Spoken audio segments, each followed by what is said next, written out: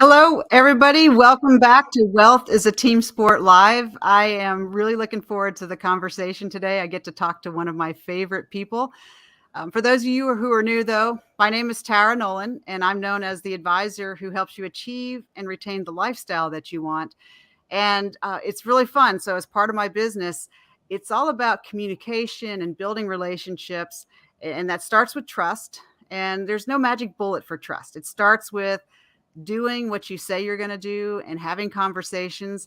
And it all kind of ties together. And Kim has been like just a key part of my journey. So I'm really looking forward to getting to talk with her. And so we're going to jump right in. So what I want to do is I'm going to read the bio. So for those of you who don't know about Kim, she's like an amazing individual.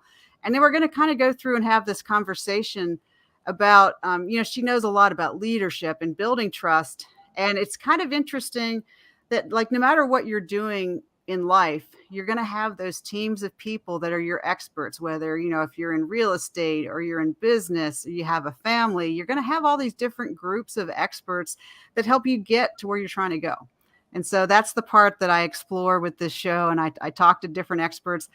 I kind of feel like life is hard enough. And so if we can learn from someone else's experiences, then at least we won't make those mistakes and we can have time to make some of the fresh ones. So let me just read this amazing bio and then we'll jump right in. So Colonel Kim Casey Campbell served in the Air Force for 24 years as an Air Force fighter pilot and senior military leader. Kim is a keynote speaker sharing her story about a life-changing combat experience while weaving in ideas and lessons about leadership, teamwork, perseverance, and decision-making in stressful environments.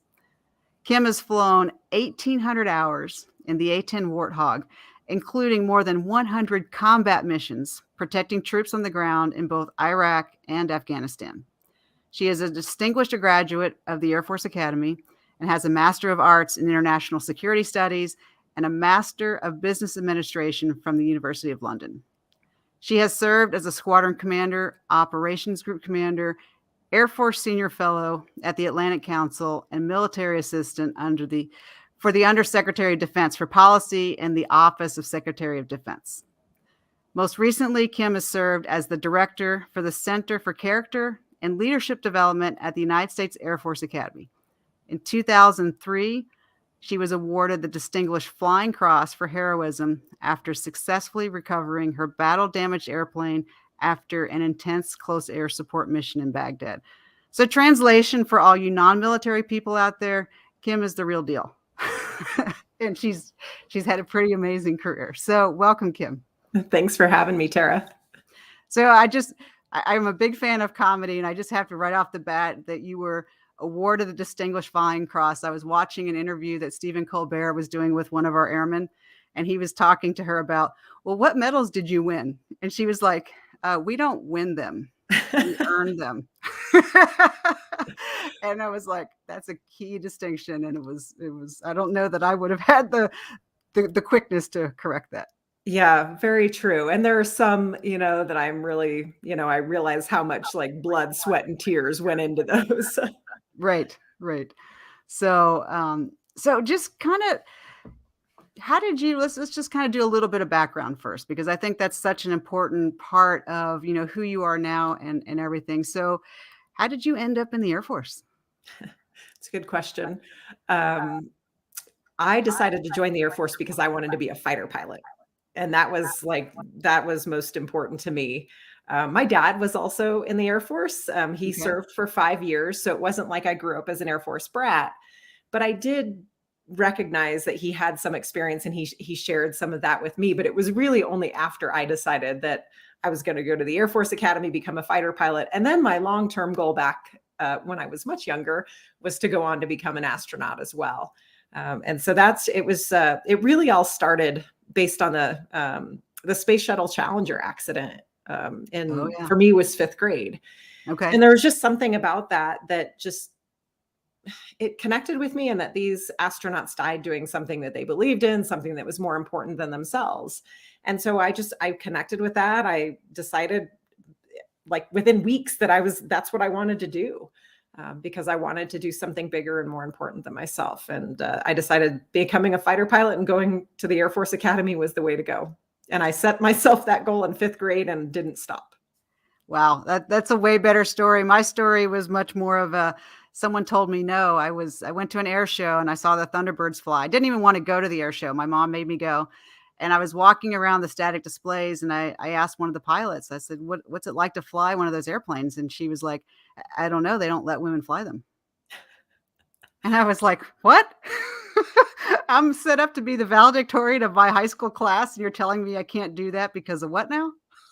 Well, in 5th grade, like that was, women weren't allowed to fly fighters. And my parents never told me, which I'm thankful that they just kind of let it ride and let me pursue that. Right. But I figured out in high school, I was like, wait a second, this whole goal I have, someone's telling me that I can't actually do it. The rules changed before I got to the Air Force Academy.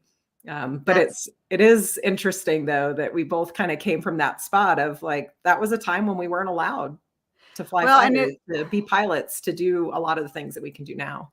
One of the things that was odd to me though, is when I met the women from World War II that did fly fighters. And I'm like, how did this whole notion, because I remember the year that I graduated, that was when it was in debate. And they were like, we don't know if women can pull Gs and fly fighters. And I was like, they've already done it. Why is this even a question? Yes, I agree.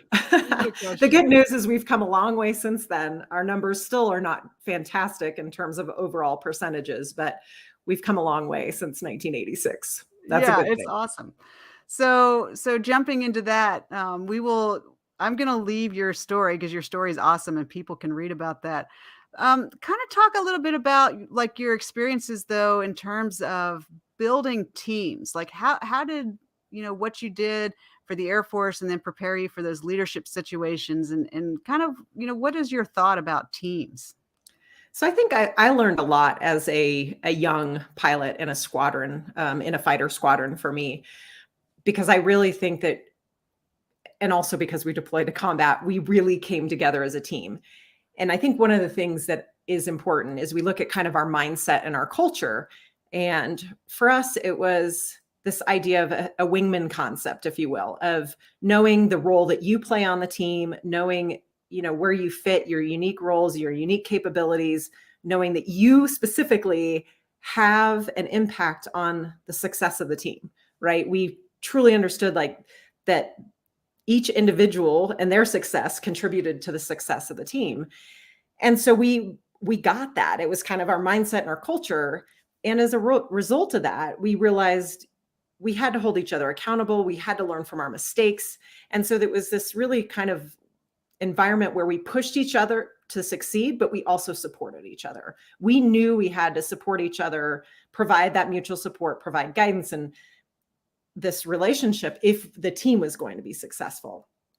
And being so young in my career and early in my career and deploying to combat, it was just this intense experience where it forced us to really work together if we were going to succeed.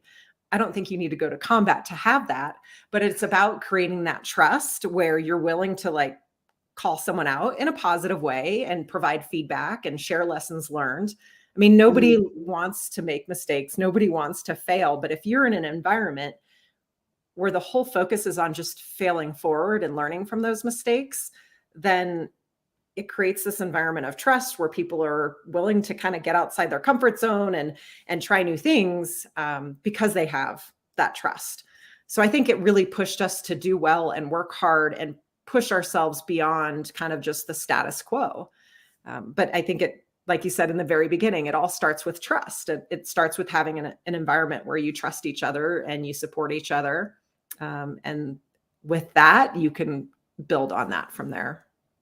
I love that. And I love that you were so young and that you had that situation that really forced that to happen. I mean, that was one of the things that the Air Force really helped me when I started my finance business, because one person can't know everything. Right. And if there's anyone out there that's saying, I know the answer to everything, I would run away. And so I took that mindset as I was creating my business, and and I kind of just built this team around me. Like, okay, I know that we're going to need to have people that specialize in insurance, and you're going to need bankers, and you're going to need attorneys, and you're going to need all these different people on your team. And it was funny because it seemed like the most natural thing to me. And when I was starting my business, there were articles that were starting to come out in these papers that like, this was kind of like a revolutionary way to think in the finance world, that there were just stovepipes, like there were brokers or there were insurance people, but this whole idea of creating a team. And I was just so funny because, with my training, the strategic thinking and linking everything together just came naturally.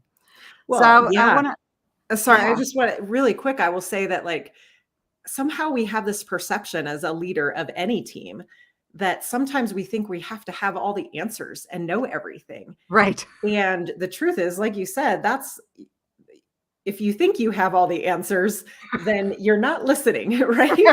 And I mean, learning that so early in my career and then kind of taking that as I progressed in leadership roles and surrounding with myself with people. And if I didn't know the answer to something, which was frequent, if there's something new, I'm reaching out to people to get their input. Even if I think I do know the answer, I'm still reaching out to people that are Absolutely. experts in that field, like you're just talking about, to get their opinion and their ideas. And also to like the lower levels of the organization, because sometimes like they're closest to a lot of the problems. They're closest to a lot of the issues. You better ask them their input. If you really want the full picture before you make a decision, you've got to have their full input. So I totally agree with you. Surround yourself with good people that are experts, that have different thoughts than your own, that are going to look at something a little bit differently.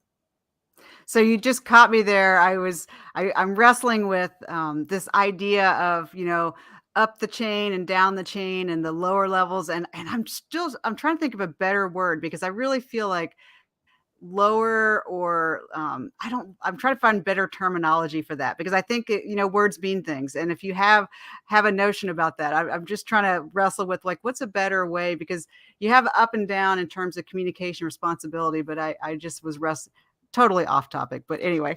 No, I mean, and I think it could depend on what career field, but you could say like, you can talk tip of the spear, the operators, the people that are directly impacted, that are doing the work. I mean, I think there's a lot of ways to say it.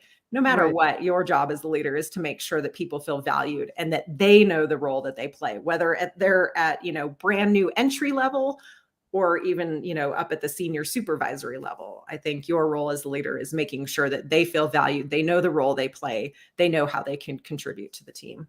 I love that. One of the things that I've been experiencing, and kind of as an outgrowth of HPS, we'll talk about that in a minute, is I like how a lot of people in speaking and just in businesses are really starting to share their core values and what Mhm. matters to them. And it was interesting because I had to really think about it.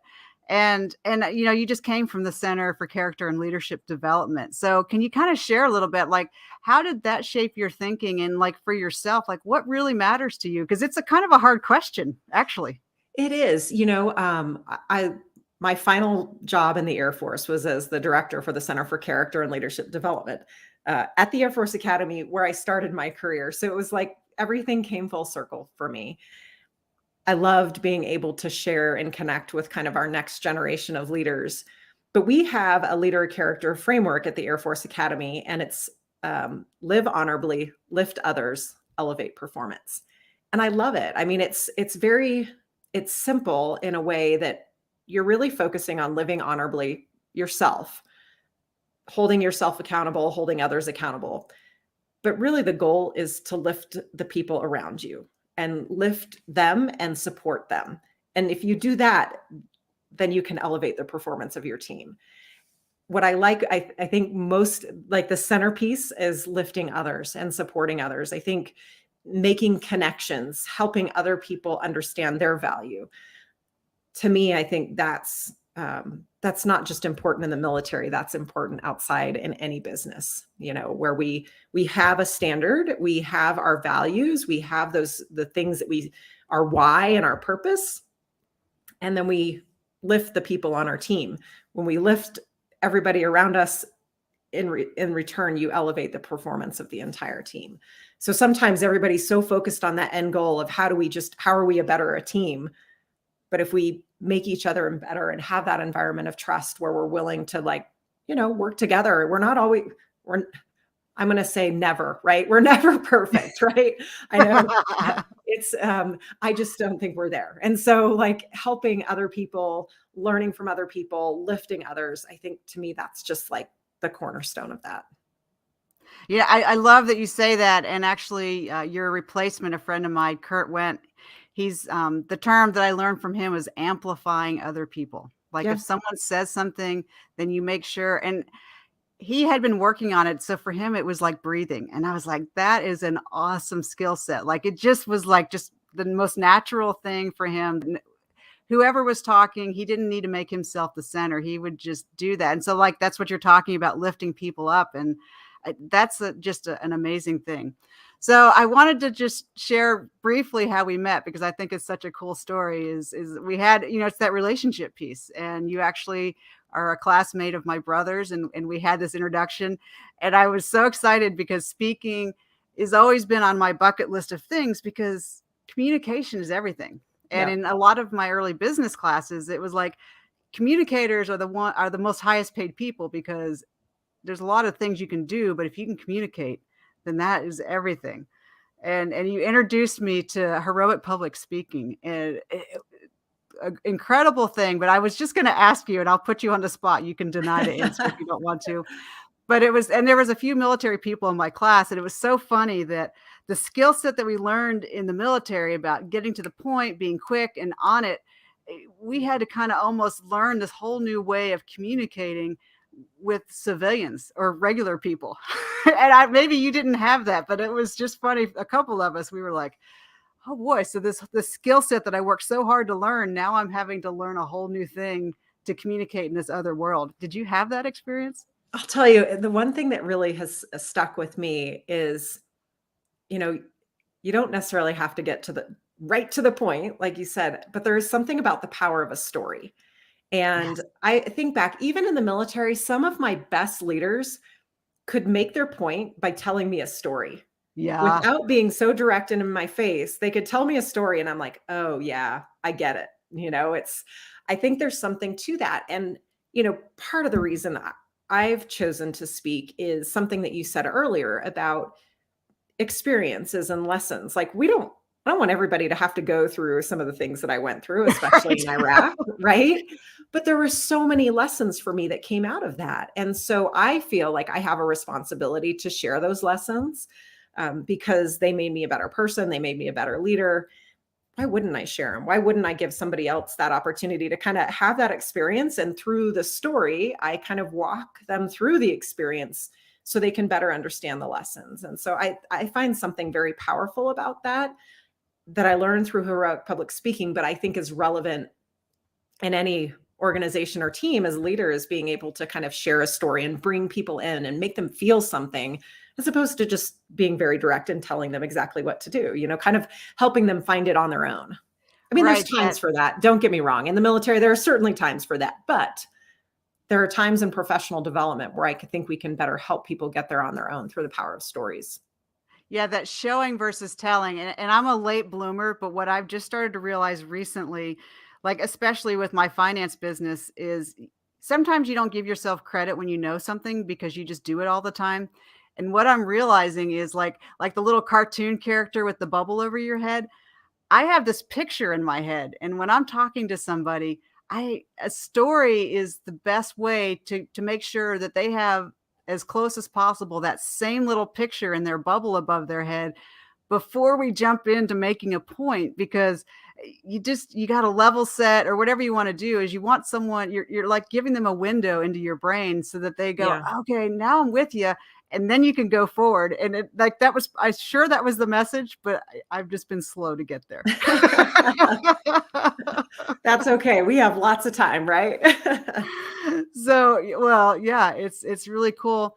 Now you've been working on, like, you do some cool things, but can you talk a little about this project that you're doing called Aim Higher? Yeah. So Aiming Higher is a book project that I've been working on. There are 5 of us authors, and we each contributed 3 articles. But how it came about was we all have come to know each other, either in the military or out. Mm-hmm. And we have been kind of sharing and chatting about our ideas about our transition from military to civilian life. We've been sharing kind of some of those leadership lessons for those that are still in very significant leadership roles. And there was so much goodness that came out of that we wanted to put it on paper. And I have learned so much through this journey because each article that the authors have written come from their own experience and their own background. And even though we're all Air Force pilots, we all had a very different journey. Mm-hmm. And so I think there's so much goodness and knowledge and just a sharing of ideas that we felt it was really important to share those ideas with others, especially kind of our next generation of leaders. And so the book is about our journeys through our military aviation leadership. But I think those lessons, the stories, the experiences are relevant in business, in a personal life, whether you're leading one person, your family, or 500 people. There's just different stories from different perspectives about the things that we experienced along the way. It's been a really fun project. I'm really excited for it. The book launches on the 17th of May. And I can't wait for it to come out, mostly because I want to have these discussions with everybody about what they think. And so it's just I think it was a really fun opportunity. I'm excited to see where it goes. So I want to peel the onion back on that a little bit more. So when I wrote my book, one of the things that was very interesting was realizing, like, one of my motivations, there was a lot of motivations, was, growing up without a lot of money, and, how much that really shaped how I saw money and what I wanted to learn. And I had several advanced readers, and it was interesting the number of people that I've connected with that are like, yeah, that was my story too. And they're like, "What?" So your book really resonated with me because it was coming from a place that I could connect with. Do you have a story that, like, as you were writing, that you kind of were like, whoa, I didn't even know that until I started writing, that you could share? Yeah, it's one of the stories that I write about in the book is a failure because, right, that's where we learn from Those are the best stories. Yeah. And I think, writing the book gave me time to reflect too, but I went back to one of the missions that I was flying in the A-10, and it was an upgrade leading a 4-ship of A-10s. And on this mission, I was leading the 4-ship, and then there was an instructor in the third airplane to give me feedback. And, sometimes there's just, when you're trying to do something well, there's so much going on. You get a little overwhelmed and things fall out, right? It's kind of with life too. Right. And so we're holding, waiting to attack a target. This is all training, by the way. There's no real targets, but we're holding, waiting to attack a target. We're getting lots of information in terms of threats and things that are going on. And my natural reaction is, I just want the world to slow down. Like, it's too much. I'm feeling a little overwhelmed. So I pull the power back, right? Which slows the airplane down. And I must have I didn't even know I was doing it. It just got a little slower and a little slower and a little slower. And finally the instructor's like, 1, push it up. You're getting slow. And I could hear him, but I just couldn't, I just wasn't sinking in. And he finally said it again. And now I'm starting to beat myself up about it. Like, oh, I just made this mistake and I'm worried about it. That ride did not go as well as it should have. There were other things that went well, but that one moment of just feeling overwhelmed, but having that instructor kind of give me that feedback. We came back and debriefed. It hurt a little, right? The ego's a little bit bruised about not flying that part well. But he kind of reminded me of how to handle all that stress at once and a way to prioritize. And so I'm thankful that he held me accountable. Like, he didn't just wash over it. He really kind of hammered the point home. And that was something that I never let happen again. I led a 4-ship into Afghanistan in combat many years later. And that I remembered his voice. Don't get slow. Don't let your 4-ship get slow. You'll put your 4-ship at risk. And the whole point of that is, like, sometimes we get scared and nervous about giving people feedback, right? We're worried about, like, the positive feedback, that's fun. That's the good part about being a leader. But sometimes we get so nervous and so worried about the negative feedback, or telling people like what they did wrong, and really focusing not so much on what they did wrong, but how can they fix it? How can they do it differently? the fact that he did that and spent time to talk me through that was huge, because I carried that with me when it really mattered, when it wasn't training, when I was by myself and there was no instructor. But that goes back to this idea of living honorably and holding people accountable. And I took that with me, not just in flying, but I took that with me throughout my time as a leader in the Air Force. Whether I was leading small teams or large teams, I'll be honest, like that accountability and the hard lessons, that's still hard for me. That's not my favorite part of being a leader. I love to give people promotions and awards and talk about the good things, but being a leader is also sharing the other side. And so I feel more confident in it now because I remember those lessons. I remembered how important it was and the impact that it can have on people. So I know that you are really already just knocking it out of the park. You are a speaker, you're a professional speaker.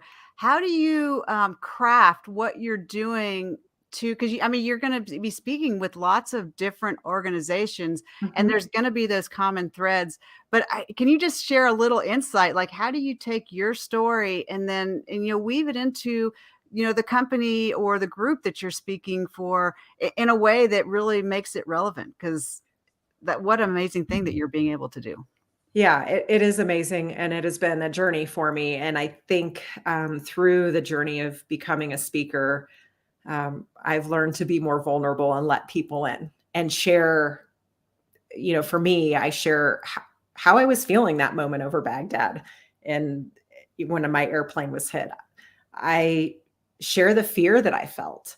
And how do I relate that to everyone, not just flying a mission over Baghdad or life or death situations, is that I think we all feel fear, right? We feel fear in our normal everyday lives. It's fear of failure. It's fear of not meeting expectations. It's fear of not being good enough, fear of change, fear of the unknown. I could go on forever because yes. I think there are fears that we all feel.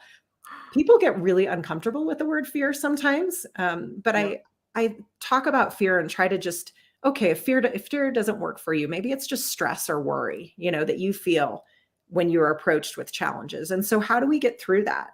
And I give people techniques of how I feel like I was successful and it was able to get through fear. It's the whole point of this is it is okay to feel fear. It's all about what you do in that moment and letting people, understand that. Coming from a fighter pilot who's been in combat over Baghdad, like we don't normally, fighter pilots don't normally talk about fear. So normalizing it in a way that it's something that we all deal with, we all feel at some point in our lives, and it's all about what we do in that moment. And so giving people some techniques of what they can do in that moment. And, whether it's an important briefing with a boss, whether it's a critical negotiation, whatever it may be in your career, those moments of fear, there are ways to deal with them. And it's also looking at the alternative, right? If we don't take action, then what happens? We get uncomfortable about having a tough conversation. We resist change. We do nothing, right? Because we get nervous and we lose opportunities to improve. We lose opportunities to help our team advance. And so it's just kind of putting that in that mindset and making everybody else, making people understand like it is okay, but we do need to take action. We do need to do something, and then go on about how we can do that, how we can take action in the face of fear. So it's really normalizing. It's, obviously it's a unique story and not everybody's going to have to go through that, but being able to say that I, as a fighter pilot, felt fear in that moment over Baghdad. It's all about what we do after that. That's what really matters. I love that. And taking action. And it reminds me of one of Brene Brown's quotes that I love is choose courage over comfort. Yeah. And and what a amazing thing you're doing, because we all feel fear, and it's nice that you're in a position that you can own that and go, you can be successful, and you're not going to always be as confident as you would like to be, but it's not about that. It's pressing on anyway. Yeah. I couldn't have done that 20 years ago. I'll be real honest. Like as the young fighter pilot, I was like, no, I wasn't scared. I mean, no weakness. It's amazing, 10, 15, 20 years later, the things that you have time to reflect on and now I have the confidence to own it, right? Like it's okay. It's normal. It's all about what you do in that moment. Well, and you've moved on and you've had kids and you've done a lot of things. So Yeah. Yeah, the kids certainly keep me grounded. that's a very humbling experience. Yeah, always, always. So, so Kim, if someone wants to reach out and connect with you and get you lined up to come speak with their organization, how do they get a hold of you? The easy way is to go to my website, which is www.kim-kc-campbell.com. That's the best way. You can also reach out to me on LinkedIn, Kim Casey Campbell, or on Twitter, Casey Hogg, HAWG 987. But I love when people reach out. I love the questions. It's just an opportunity for me to connect with people and continue to share those lessons learned. So for anyone that's listening right now, I would say share this with your friends, your other business owners, because she's got an amazing story and you will be very happy that you connected with her. And she's just going to add so much positivity to your organization. And so definitely reach out. So one more time, Kim, what was your website? My website is kim-kc-campbell.com. So you guys heard it right here. Definitely share this with everybody because, Kim is just one of those people. I'm glad I got to share her with you today a little bit. And she's just one of those amazing people that you get to connect with. So yeah, like I said, don't forget, share this over your social media, connect with Kim. And I'm looking forward to talking with everybody next time, but thanks for listening. Thanks, Kim. Thank you, Tara. Have a great day.